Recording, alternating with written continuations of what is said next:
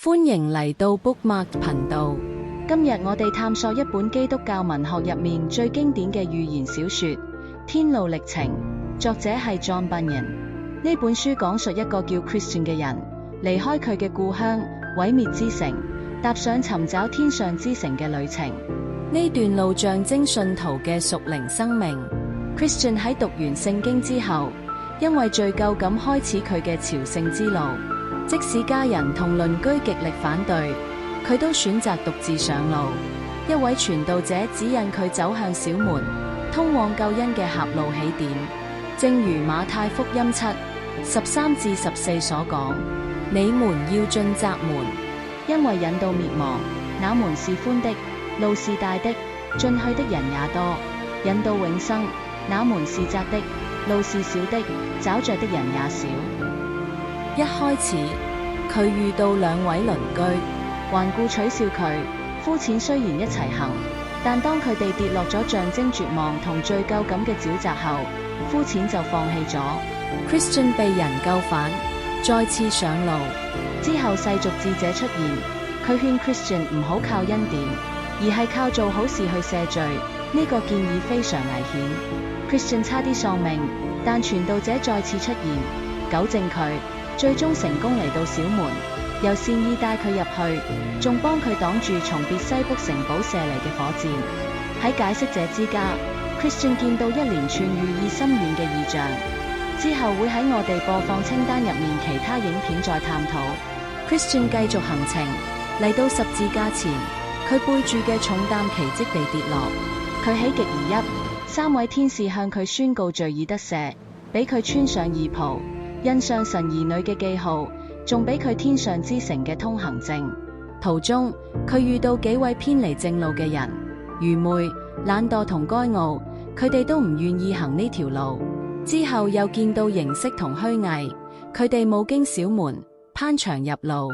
嚟到艱難山 ，Christian 選擇咗最辛苦但正確嘅路，其他人選咗易行嘅捷徑，從此失去蹤影。Christian 喺半山涼亭瞓着咗，醒嚟已經日落，仲唔見咗通行證。佢慌晒，祈禱求憐憫，搵返通行證。喺黑暗之中，佢遇到恐懼逃跑嘅人，前方有獅子擋路。雖然驚，但 Christian 繼續前行，發現原來啲獅係鎖住嘅，只要留喺正路就唔會有事。在美麗宮，守夜人迎接佢，宮中佢受到慎重、敬虔、明智同仁愛款待，翌日帶佢去兵器庫，裝備信心盾牌、救恩頭盔、公義護心鏡同聖靈之劍。之後佢行入卑微谷，迎戰最大嘅敵人——毀滅之王。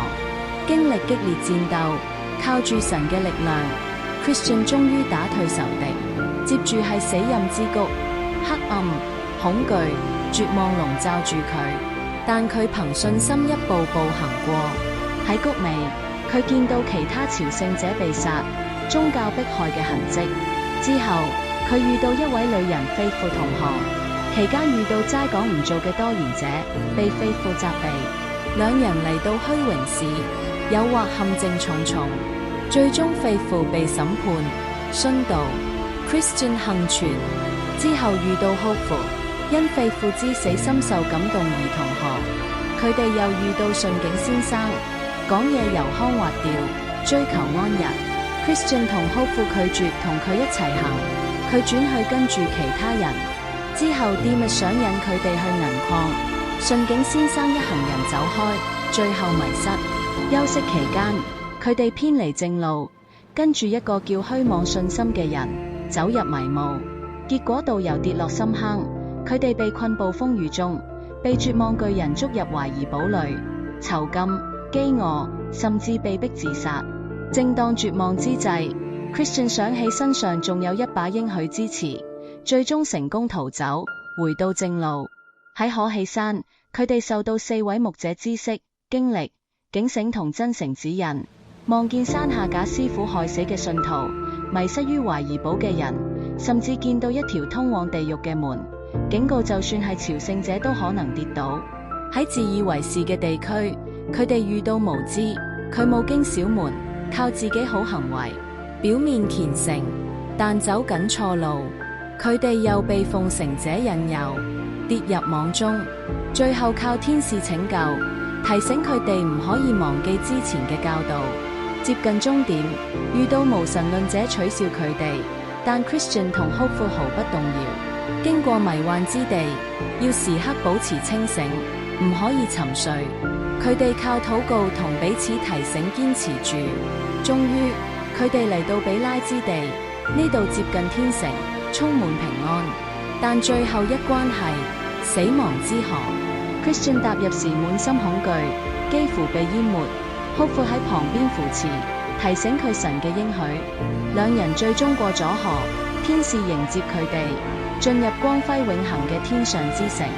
但唔係所有人都能進去，無知因為冇行正路，被帶去另一道門，通往地獄。天路歷程唔只係一個故事，佢係每個信徒嘅心靈寫照，充滿試煉、誘惑、爭戰。今世嘅王不斷阻撓屬神子民嘅重生與轉化，令佢哋偏離神國。但神係信實嘅，喺軟弱中賜人力量，帶領信徒走過難關，堅持到底，就有希望與救贖。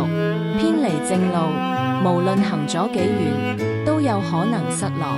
正如膚淺回到毀滅之城後，比未開始仲更可悲。救恩之路由小門開始，雖然有好多路睇落好似通往生命，但只有起點喺小門嘅，先係正路。真正嘅朝聖者會認得出，因為呢條路係又直又窄。多謝收睇，記得點讚、訂閱，繼續喺 Bookmark 同我哋一齊探索天路歷程。